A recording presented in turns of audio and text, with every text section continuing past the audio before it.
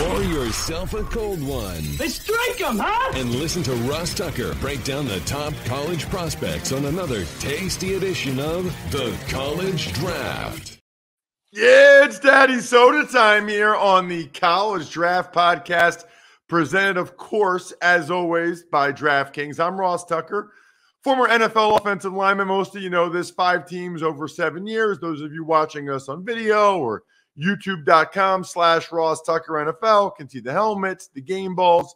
Got a bunch of different media gigs, a bunch of different podcasts, including this one, which I love, the College Draft, because to me, it's like 3 shows in one. We get you ready for the biggest college football games every week during the season. We even place some wagers on those games, make our bets and what we think in those games. But we also spend a lot of time talking about the top prospects. And currently, we're talking about the guys that got drafted. Today, we'll talk about the NFC South. You know, we spend so much time ahead of the draft, and then the draft happens and people have one recap show and move on. Let's talk about these guys that got drafted by your team. Today, we're talking about the NFC South. So let's talk about the Falcons and the Panthers and the Saints and the Bucs. And we'll do it with Emory Hunt. He is the man. You got to check him out on social media at FBall Game Plan on Twitter, Football Game Plan on YouTube. I'm at Ross Tucker NFL, and we are at Ross Tucker Pod. And I got to tell you, it is a blessing to have Emory as the co-host of this show, because I don't know anybody that likes football more than Emory. And I said my whole life that I don't know anyone that likes football more than me, but I give up. I give up. Last week, Emory posted a video from the Hamilton Tiger Cats rookie minicamp, I think. And I'm throwing in the towel. I'm waving the white flag. Everything else. Emory, the Hamilton Tiger Cats rookie minicamp, is that right? That is correct, Ross. I was in Hamilton last weekend for the East-West Bowl, which is a Canadian college all-star game that happens before the season, which makes a ton of sense. So while I'm out there, it's training camp time for the CFL because their season kicks off in June. So it's the training camp process is starting now, and that day Hamilton practices at McMaster University where the event was held. So the one of the days I was there, the all-star game practice was on a separate field, but it was basically a glorified walkthrough. So practice was over in an hour. I'm like, all right, I'm about to go back to the hotel, take a nap, then go get lunch.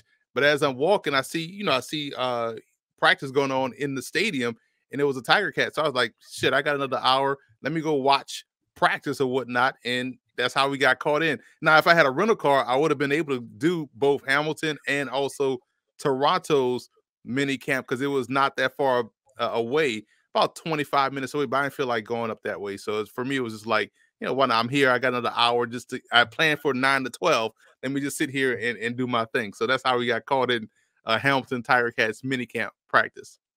So just so you know, if you're watching or listening to any other show, that person does not love football as much as Emory. So you know what you're getting. You're getting the guy that loves the sport more than anyone else out there. And like I said, I thought I was up there, Emory, but you are really something special when it comes to your commitment, especially going on the road to make sure you see all these guys in person. It's incredibly impressive, and it's one reason why I'm such a big fan, not only of you, but of the draft guide.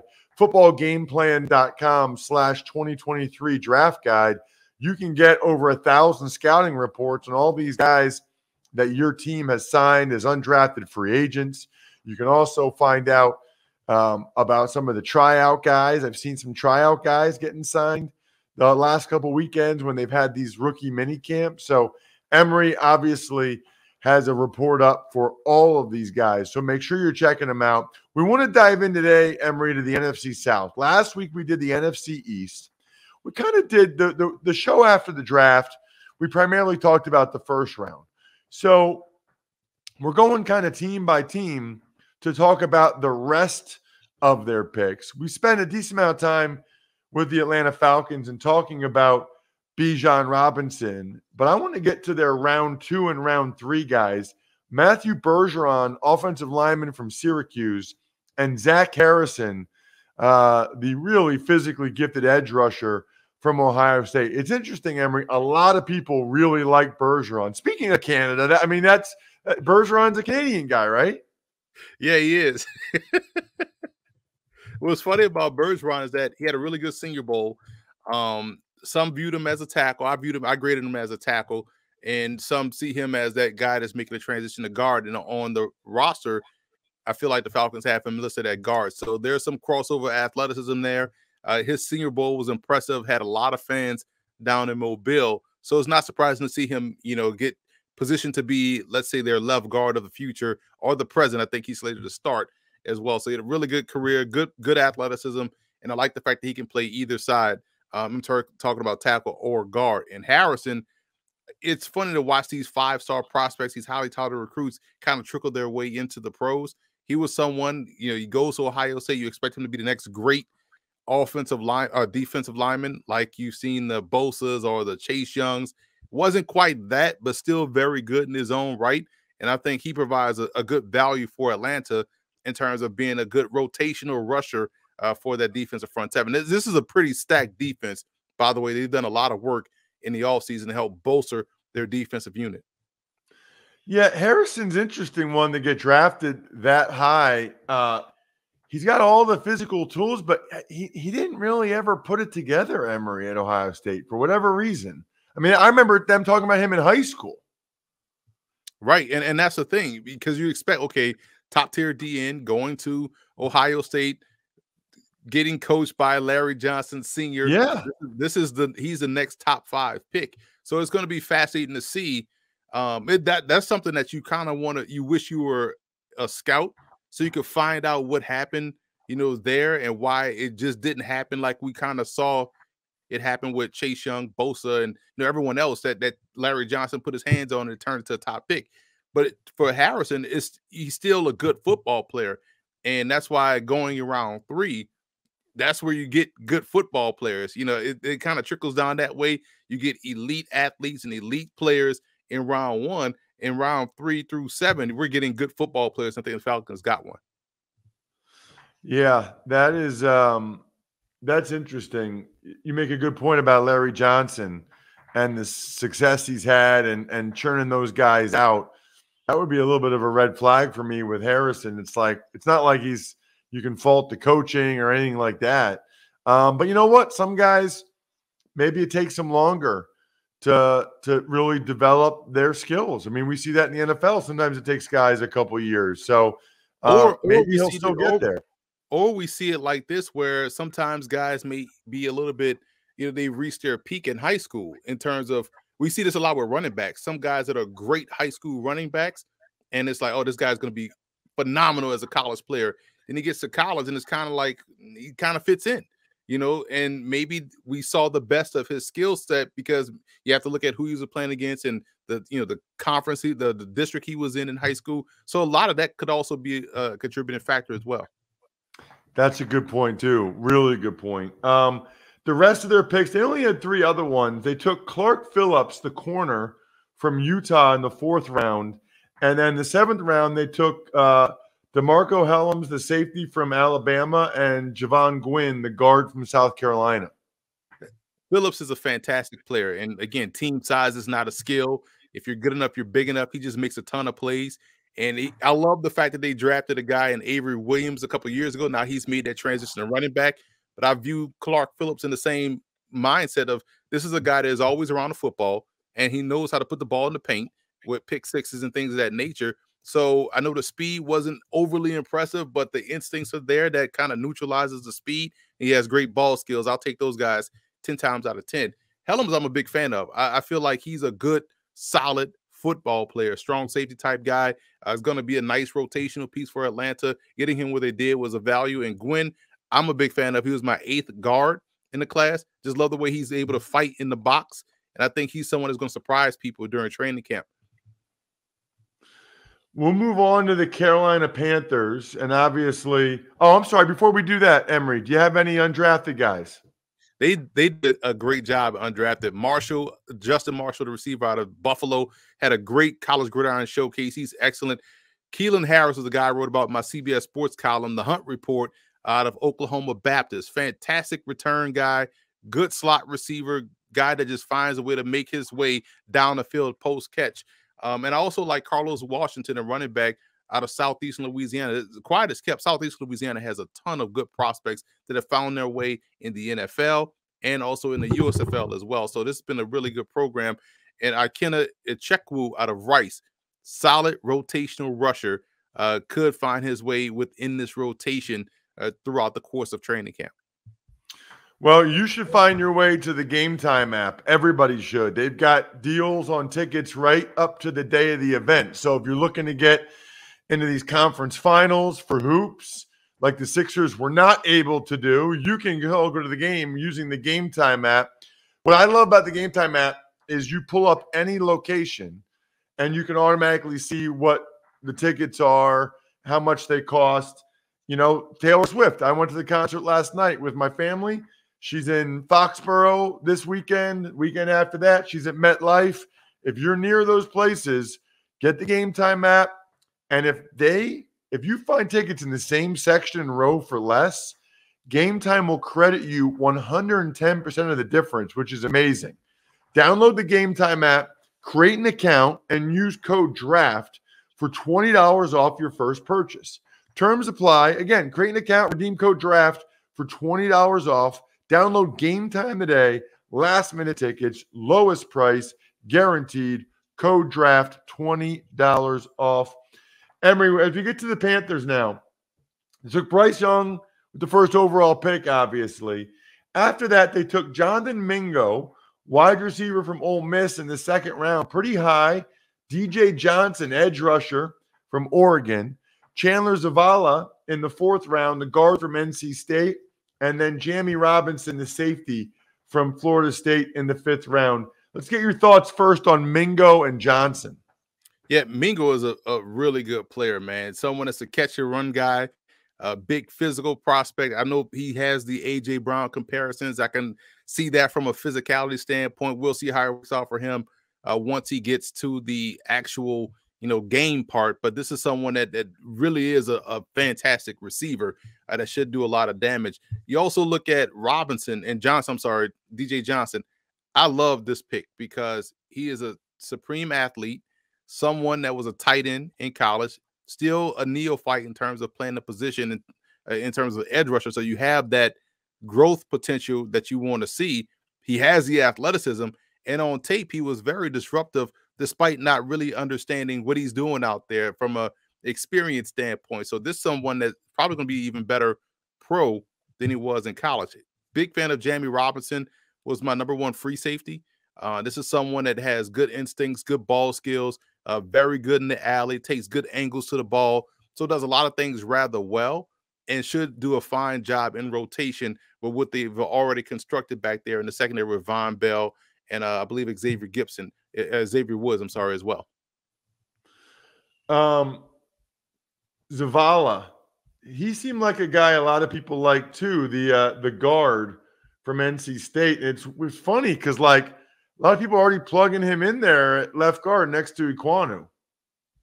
Which is crazy because you have Christensen there, you have Corbett there. I don't think he's going to start over any one of those guys, even Icky. I think he's a good reserve guy.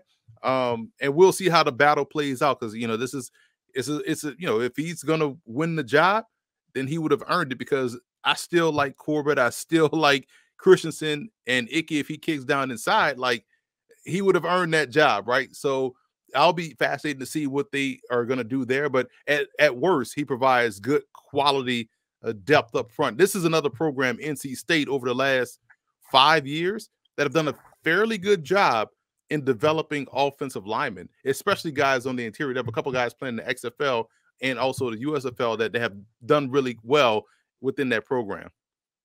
What do you have on the undrafted front, Emory, for them? Rajon Wright out of Oregon State. We talk about a lot of these programs and, talk about sight unseen. Well, Oregon State is quietly, pushing that in terms of defensive players, in terms of secondary players. Wright His brother plays for the Dallas Cowboys. Another long, lengthy, athletic corner. Very good press skills, very good ball skills in terms of how he plays the ball. So it'll be interesting to see how he does within this group, because this is a group that has a lot of length on the back end. They have a lot of long corners that are very good in press. So he's in the right defense, in my opinion, even though it's a new defense, but he's in the right scheme. He fits the mold of what they look for, and he's a very good player coming from a Beavers secondary that has a lot of good players on the back end. Let's move on to your hometown team, the New Orleans Saints. I really like their draft. We talked about Bryce in the first round, Brian Bryce, but then second round they get Isaiah Foskey, the edge rusher from Notre Dame. Third round, Kendre Miller, the running back, TCU. Fourth round, Sal DeVary, the guard from Old Dominion, and Jake Haener, the quarterback from Fresno State. Fifth round, Jordan Howden. Let's start with Foskey, Emory. I guess, you know, he's big, he's fast, he had production. What held him back that he wasn't more highly touted? I think he has to be a little bit better in disengaging from blocks. You know, that's the one thing. Sometimes you get tied up at the line of scrimmage, and if you're not physically setting an edge, you're just getting yourself blocked. So if he's able to quickly disengage to go along with what he has from a length athleticism perspective, it's going to turn on. And New Orleans has a type at defensive end. They love length. They love guys that can, you know, use that one arm, long arm type stab type deal. And so for him, he has a lot of tools in his toolbox.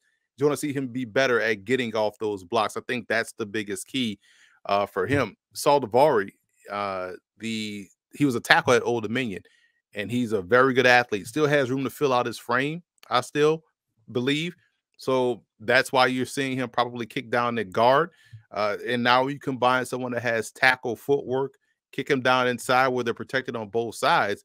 He's going to be a very good player for them. And they needed depth up front along the offensive line. We saw how bad this offense looked when guys started to get banged up front, so he provides some depth for them there. And when you think about someone like A.T. Perry in the 6th round, big physical receiver, plays a big man's game, kind of in the mold of Juwan Johnson, who's a former receiver turned tight end. So you wonder if that's the trajectory he's going to be on, because a lot of people were like, well, why did he fall in the 6th round? Maybe it's a speed thing.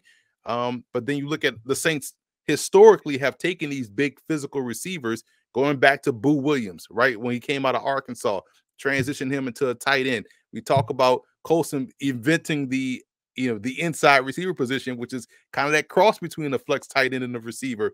Then you see what they've done with Juwan Johnson and see what they've done with other guys at that position. So I feel like A.T. Perry could be someone that could play on the inside as a pseudo inside receiver or tight end. I called a couple of his games at Wake Forest. That is a big dude with tremendous body control. I'm curious to see how that plays out for him. Tell me about Kendre Miller. I forget what you thought of the running back from TCU. He has good bursts, and it's interesting because people see the size and think he's just a bruiser. No, he has the twitch to get outside, and we saw the difference in the run game, even though they eventually overcame it against Michigan. But we saw what happened when he was out the lineup for TCU. You know, that was he's a big, significant presence. You love the confidence. He came in there saying, you know, he likes and respects Alvin Kamara, but he wants to be the starter. I love that confidence. And I love the fact that there's a role that he can play in New Orleans. You know, I know they bring in Jamal Williams, but they do need someone to be the pace setter, because I feel like Alvin Kamara does a great job when he's working with a guy that can take some of that early down usage, like a Mark Ingram, now a Jamal Williams, and now also a Kendre Miller. But Miller, different than Jamal Williams, provides a little bit more burst and explosiveness, and potentially someone that can hit that chunk play, kind of like what they had earlier in the Sean Payton era when they had, you know, a Chris Ivory. You know, he was very underrated in his quickness and burst and ability to accelerate. And Miller has that capacity. And Haener gives him another quarterback. It makes it interesting because he's a gamer, and he's going to look great in the preseason because it's a real game, right? But in practice, it may not look, you know, the best. You can't really get a gauge of how good he is until he actually goes out there and plays. And that's what we saw down at the Senior Bowl.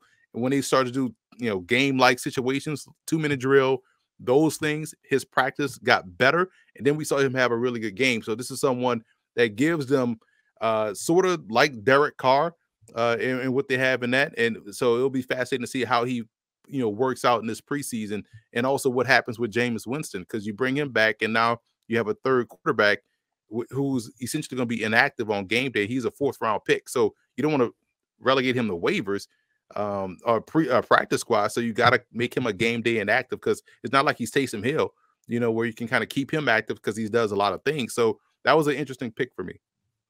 Undrafted guys? Oh, they had a couple. Shaq Davis out of South Carolina State. I called one of his games when they played Morgan State. He's a legit 6'4" receiver that can play above the rim. Again, they love these long, tall receivers in New Orleans. It's just a body type. And we've done this show for a couple of years now, Ross. So you know how I feel about Sir Roderick Thompson. Like, I could just watch him just run all day long, because he just has good quicks, good bursts, good speed.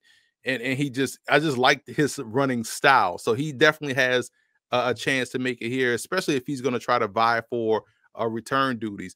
And on defense, looking at some of these guys that they brought in, I feel like Anthony Johnson, the corner, is another solid player.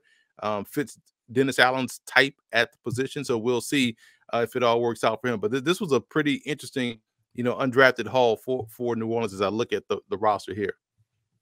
Let's get to the Tampa Bay Buccaneers. They took Cody Mauch in the 2nd round. They took Kalijah Cansey in the 1st round, the Pitt D tackle. But then they took Cody Mauch in the 2nd, Yaya Jabi in the 3rd, Servassier Dennis, the linebacker from Pitt, in the 5th, along with Payne Durham, the tight end from Purdue. 6th round, they took Josh Hayes and Trey Palmer, a DB from K-State and a wide receiver from Nebraska that can really run. And then another 6th-round pick was Jose Ramirez, edge rusher from Eastern Michigan, that I am a big fan of. He played really well in the Western Michigan game I called last year. Let's start with Mauch and Diaby, though. Mauch, sight unseen, North Dakota offensive lineman, plug-and-play guy, should do well. That's easy. But when you think about Diaby, Dennis, and also Ramirez, look at the type.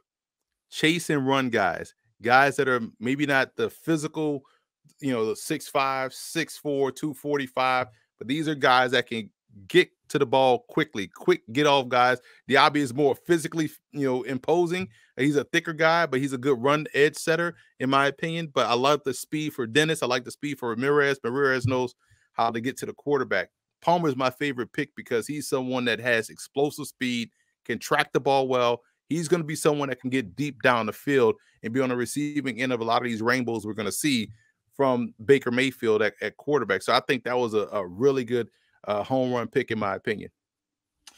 What about some of their undrafted guys, Emory? There's a bunch, Ross. I'm looking at this list, and a ton of guys. Sean Tucker, the running back out of Syracuse.